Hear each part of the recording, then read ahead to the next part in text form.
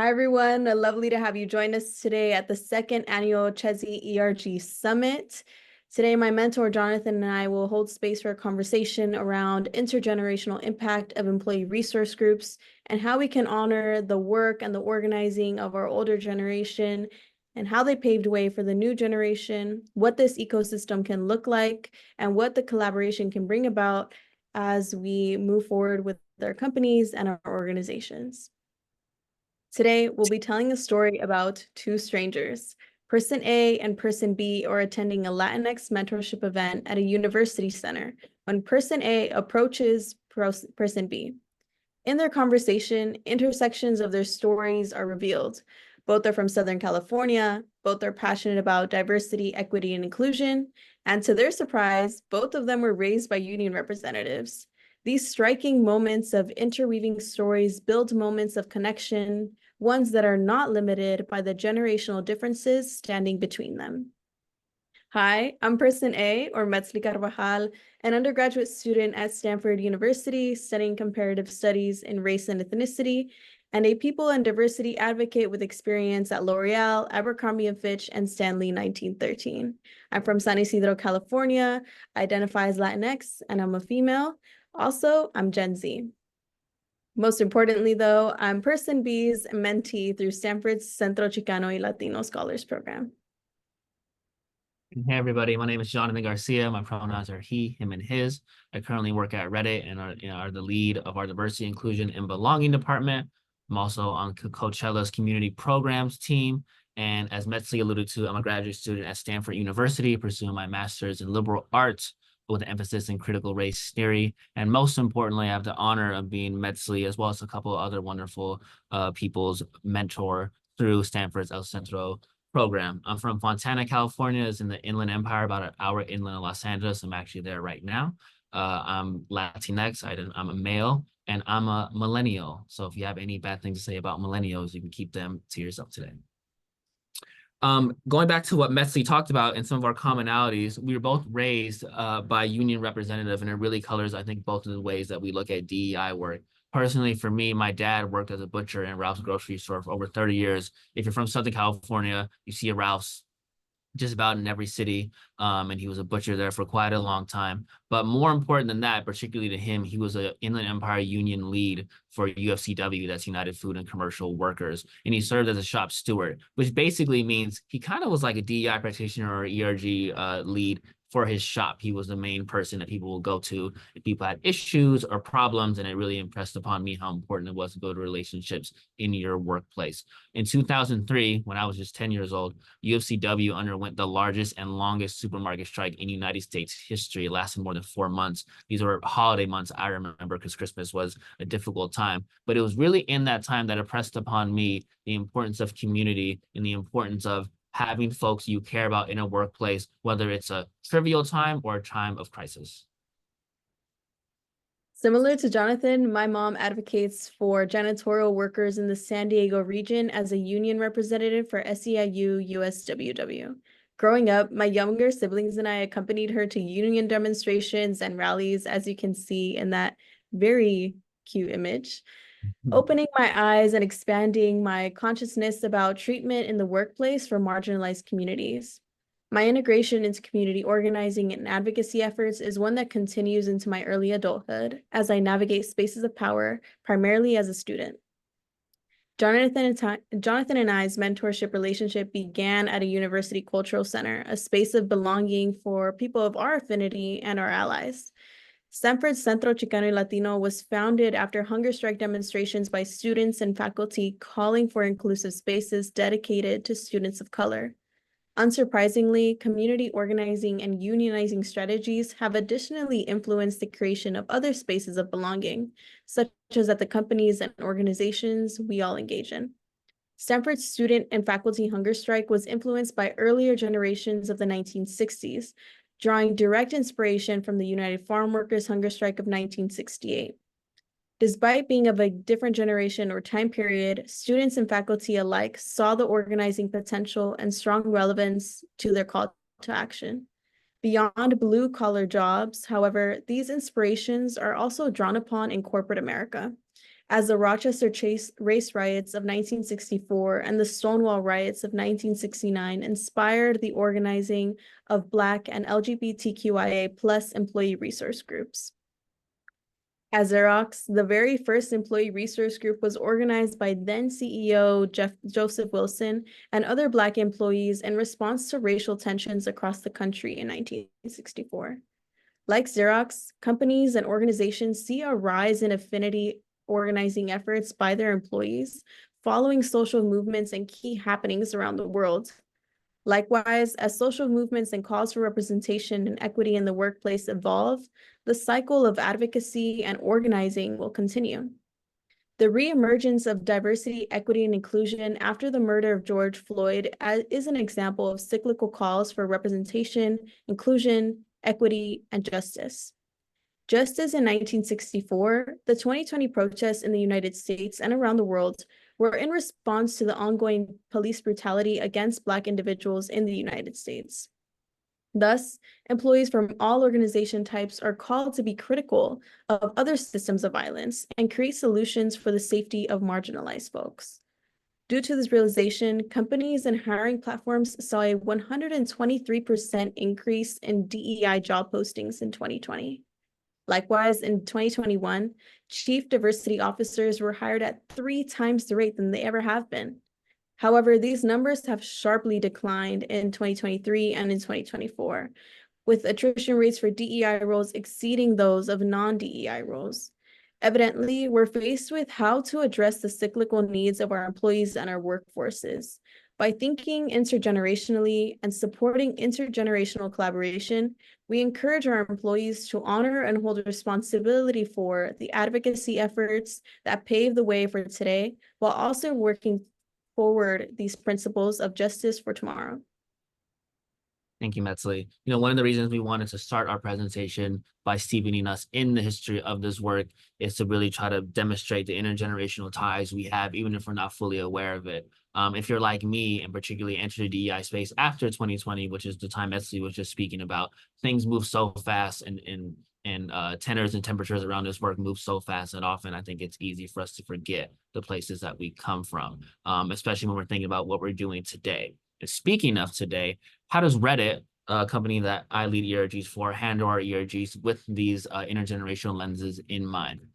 Well, first of all, we do it with 11 ERGs. We have a full plate over here at Reddit. We have our Ability ERG, our Allyship ERG, BPR stands for Black People Reddit, Kaleidoscope is our International ERG, LGBTQ SNU, OLE is our Latinx ERG, Happy Hispanic Heritage Month, everybody. RAN, Reddit Asian Network, Transat for our trans employees, and we have 3 ERGs for women at the company, women in product, women eng for women engineers, and women of Reddit.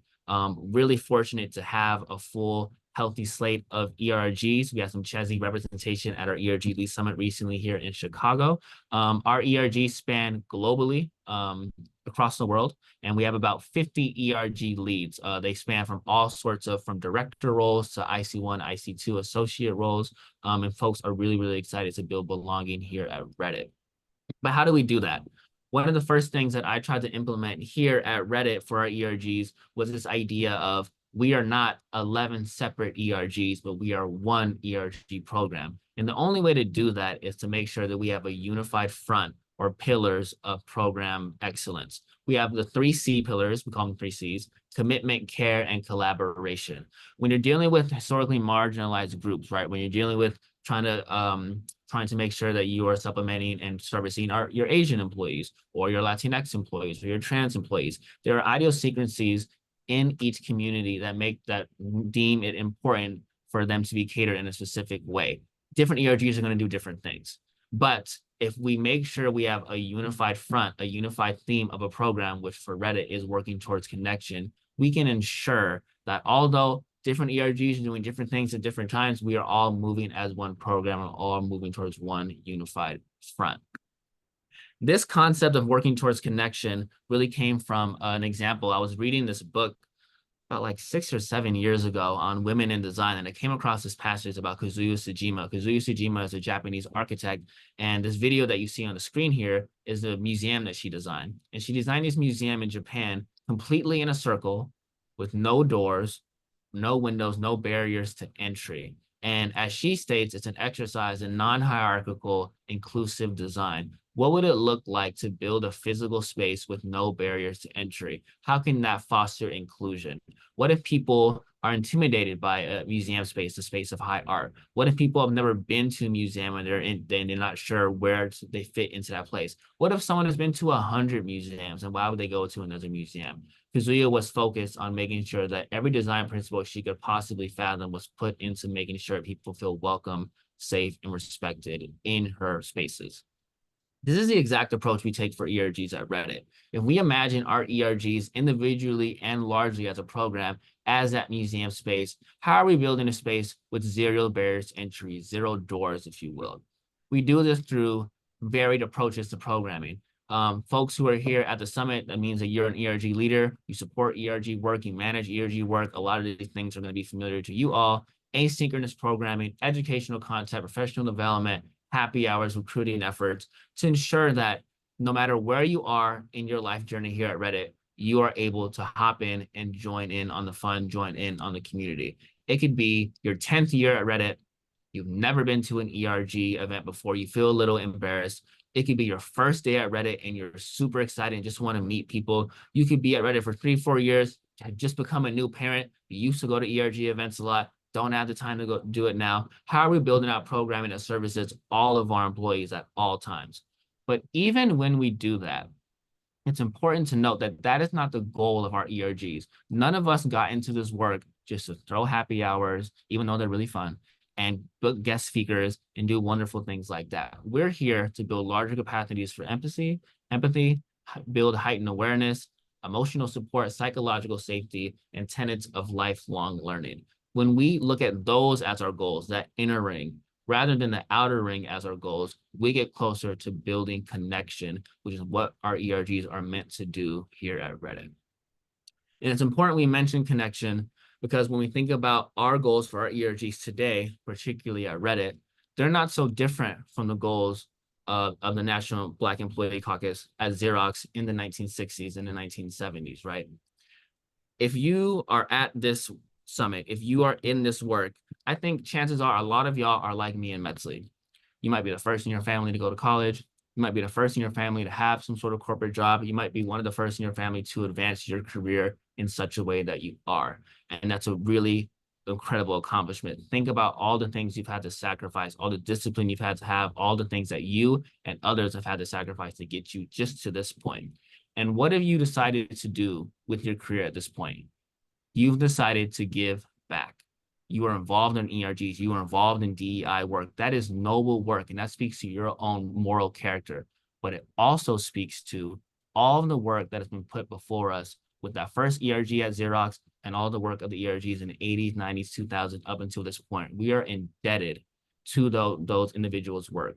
And if that is true, if we are indebted to the past for our present, that also means that what we're doing today, not just at Reddit, but everyone here at the summit, what you are doing today for your ERGs affects people 10, 20, 30, 40 years down the line. And one of the ways that we are mirroring our past to project to our future is centering on professional development at Reddit.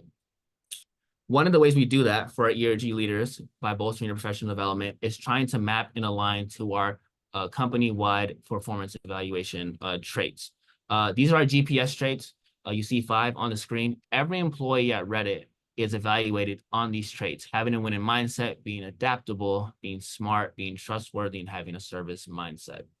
What we try to do for our ERG leaders is say, okay, maybe you're a sales associate, maybe you're a project manager, maybe you're an engineer, and you have some ideas of how to have a winning mindset in your 9-to-5 role. But what would it mean to have a winning mindset in your ERG lead role? What would it mean to be adaptable in your ERG lead role? The more we can align our ERG work to our 9-to-5 work and make that process cyclical, the more we can advance historically marginalized groups within our company. At Reddit, we don't want people at the company, managers, directors, executive sponsors, et cetera, to look at ERG work as something that detracts from your 9-to-5 job. We want folks to look at our ERG program and ERG leadership as something that enhances your work. And it's something that we're dedicated to doing here at Reddit and might be the future for ERGs at any company going forward. Thank you, Jonathan. Reddit's strategies are emblematic of the change employee resource groups are gravitating towards to cultivate an intentional space for the mentorship and advancement of professionals across generations. Today, employees of all ages and generations make up employee resource groups, leading to a heightened importance for intergenerational collaboration. As 86% of Gen Z employees, such as myself, or employees under the age of 26, expect their companies to have employee resource groups, this serves as an opportunity for a new wave of innovative organizing amongst the younger workforce. This sentiment, however, is also shared amongst older generations, as 83% of employees say that creating a more multi-generational workforce would drive their success and their growth. So what does this all look like? Well, first, companies and organizations should reinterpret employee resource groups as human-centric environments. In this reinterpretation, people are put first, which allows for the centering of their stories and narratives, the prioritization of their personal goals and their growth, and the focus on how they navigate intergroup relationships in the workplace. With a human-centric approach, employees are seen as individuals with passions and values rather than experts in their respective fields. This way, employee resource groups can serve as spaces for marginalized individuals and allies to advance their personal goals and develop meaningful, reciprocal relationships with their colleagues. Additionally, employee resource groups should move forward beyond business resource groups rhetorics and move towards professional development and promotional opportunities. In honoring the emergence of employee resource groups, employees should be reminded that these spaces were born out of grassroots movements and organizing, often in opposition to institutional coercion. When employee resource groups are solely regarded as consultants for diversity efforts, companies and organizations fail to provide spaces for organizing and advancement. Thus, to interweave the purpose and impact of all generations in the workplace, employee resource groups should serve as spaces of mentorship and professional development. By creating a culture of more senior employees advocating for young professionals, employee resource groups and their participants can be looked at as high potential, high promotional talent. When employee resource groups adopt this model, they are moving the needle forward in representation and inclusion for marginalized groups of director plus levels, and encouraging a culture of intergenerational collaboration, intentional spaces of learning, and honest career advancement pathways. The journey of interweaving generations within employee resource groups is not just about collaboration, though. It's about embracing a shared consciousness that recognizes the rich histories and experiences that each generation brings to the table. By fostering an environment of responsibility, we can honor the legacies of those who have paved the way for us while actively engaging in the ongoing cycles of advocacy and growth that define our workplaces. These cyclical movements remind us that social change is nonlinear. It requires us to learn from the past, adapt to the present, and envision a more equitable future. Through intentional mentorship and open dialogue, we can create spaces where learning transcends age, allowing for the exchange of ideas, challenges, and solutions. Let us commit to nurturing a culture within our employee resource groups that champions this intergenerational change, ensuring that every voice is valued and that every story contributes to our collective narrative. This speech would not be complete if a graduate and undergraduate student did not quote an academic. So, in the words of Erik Erikson, the values of any new generation do not spring full from their heads. They are already there, inherent if not clearly articulated in the older generation. This poignant reminder highlights the importance of intergenerational dialogue in employee resource groups. It underscores the idea that the values we cherish today, diversity, equity, and inclusion, are rooted in the struggles and triumphs of those who came before us. By actively engaging with the experiences and wisdom of older generations, we not only honor their contributions, but also provide a fertile ground for younger voices to articulate and evolve these values. In this way, we create a powerful feedback loop that enriches our collective understanding and fosters a more inclusive environment where every generation can thrive. Together, we can transform our organizations into vibrant ecosystems of inclusion, where every member feels empowered to contribute to the ongoing journey towards equity and justice. Thanks so much, Metzley. Speaking of the future DEI right there. We hope today's presentation filled you with gratitude for the past and optimism for the future. Enjoy the rest of the ERG Summit. Please connect with us on LinkedIn if you have any questions or comments or just want to connect. Community is key. And have a wonderful rest of your day. Bye, everybody.